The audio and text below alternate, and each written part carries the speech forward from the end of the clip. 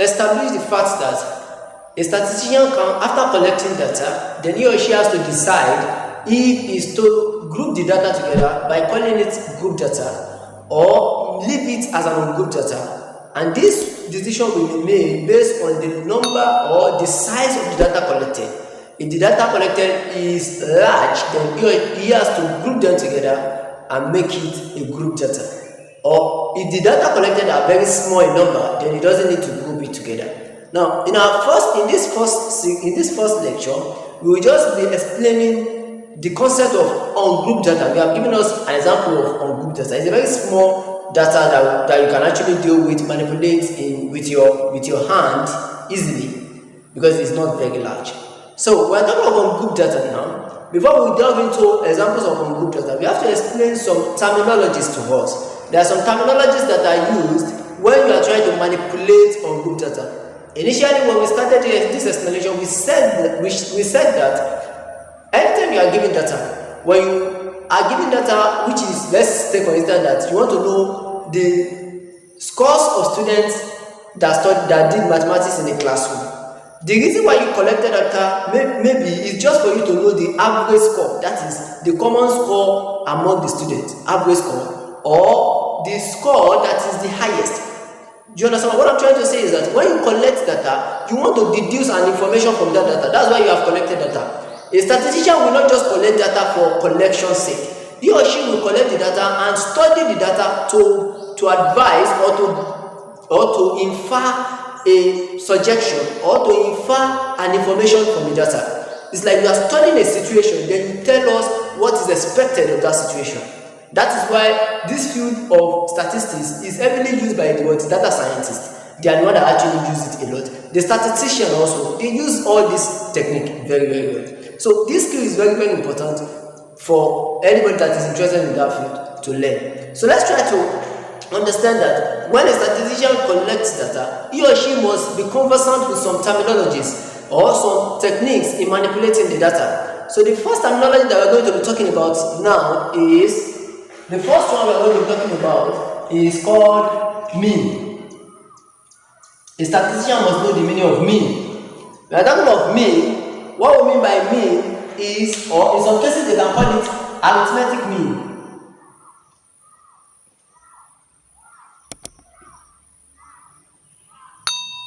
If you are looking for the arithmetic mean of an ungrouped data, which is represented by, it is represented with bar S, and the formula is summation S all over n. The meaning of this summation S, let me break it down, is that when you have data 1, S1, S2, S3, up to Sn. What this means is that when you are given some set of data, just like the one we gave to ourselves in the last slide, the set of numbers, scores of students in mathematics, when you are looking for the arithmetic mean or average mean, as they call it, what you have to do is to add each of the data together, then you divide it by their occurrence. Because it's a small data, the occurrence is this thing, which is the number of time each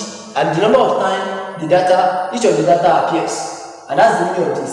This sign is called sigma. It's a Greek letter. What it stands for is just addition. So the log n of this is this. That's the first thing you have to be familiar with. As a statistician, in some cases when you are dealing with the data, you might want to find the mean of that data, the average mean or the arithmetic mean of the data you are dealing with.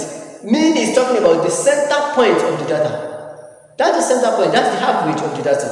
The data that is common to the set of data you have collected. That's the meaning.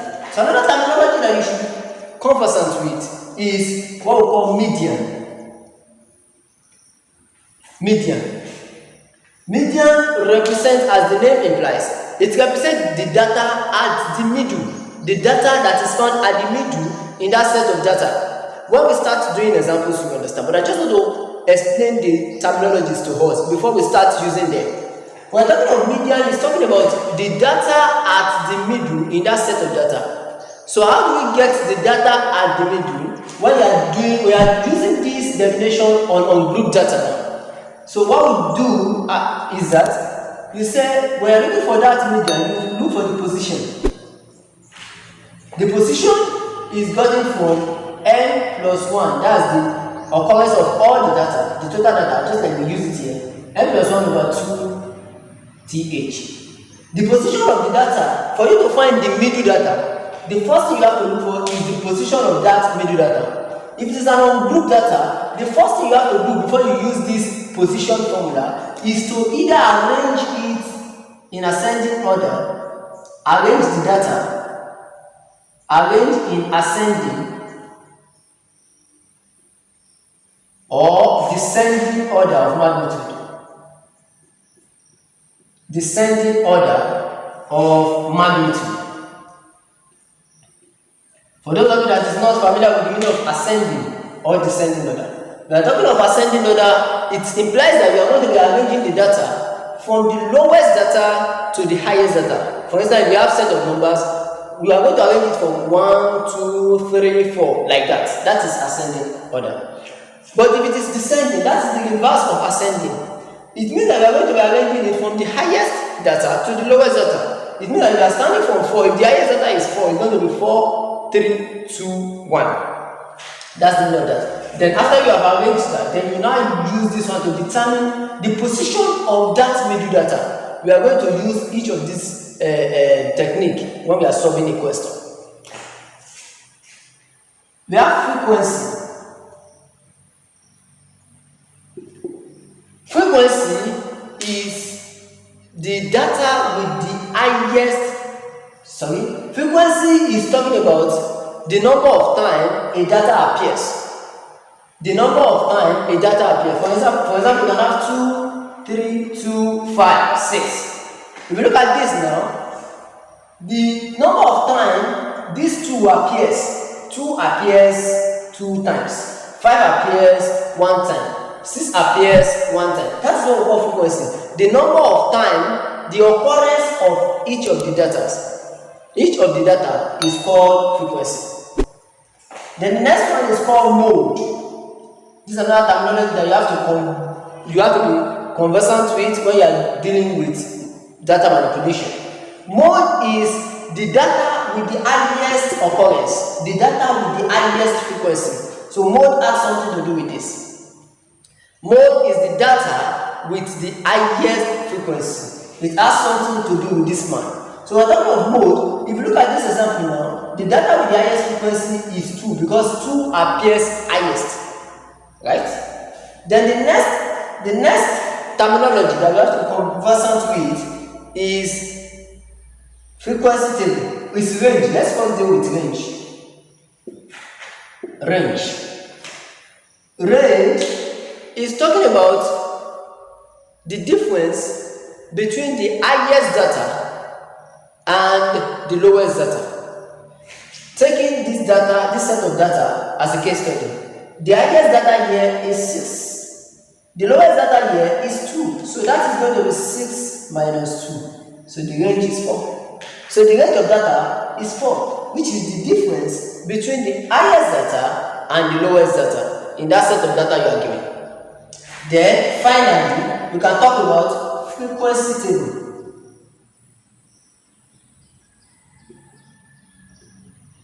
We can talk about frequency table. Frequency table will now be the table that will summarize these manipulative techniques that we are talking about. It means that if you are given a data, you are looking for the mean, you can look for the median, you can look for the frequency, you can look for the mode, you can look for the range. Then you can summarize it under a table of values, and the table of values is called frequency table. Let's give ourselves an example. Let's assume that we have example. We are given the score 12, 9. Let's give ourselves this short example to establish what we are saying. The scores of students in a mathematics test are this: 12, 8, 10, 12, 9. So you can be asked, to find or to calculate. You can do all this, man. You can do. Then, so we're going to deal with this now to explain what we are saying. So let's continue with our question. We have this question given to us, and we are asked to find the mean of this data. Let's start with the mean. So you can say solution. The first one is to calculate the mean. You can agree with me that this is an ungrouped data. So we are not disturbing ourselves with the technicalities of group data. We have only discussed technicalities of group data to us. So let's find the mean. We have established the formula for the mean of ungrouped data, and that is bar x is equals to summation x all over n, and that means that I can have 12, 8, 10, 12, 9, then all over 1, 2, 3, 4, 5, all over 5. Then we can continue with that. Then plus 9, 11, 5. So this is going to be 51 or 5, which if you take it to decimal, is going to be 1.0.2. So this is your mean. This is your mean.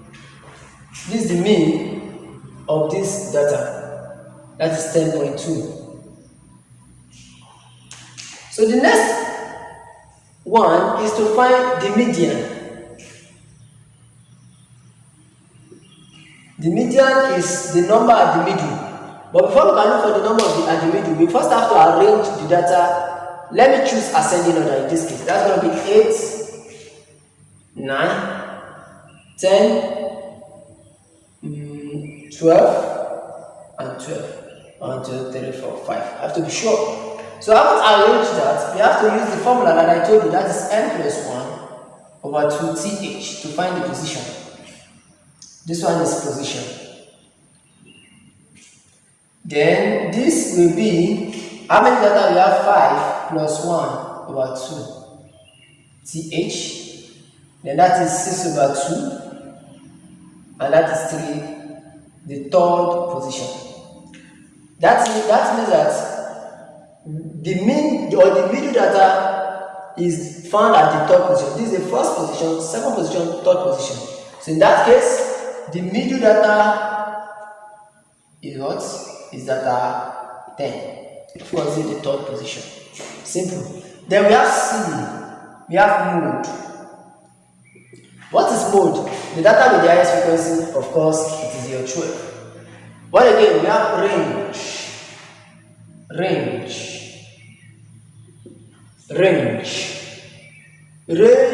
is the difference between the highest data, which is 12, and the lowest data, which is 8. And that is going to be. So this first example explains the first concept that we need, or we can, the first result, the first information that we can extract from an ungrouped data. The score that appears highest, that is the mode. And the range of scores is actually 4. So this is the basic of manipulation, or the basic of manipulating the ungrouped data. So in the next slide, we are going to be talking about group data and how we can manipulate them. Group data takes a lot of effort, a lot of understanding, but it's also very direct, like this ungrouped data. So let's move on.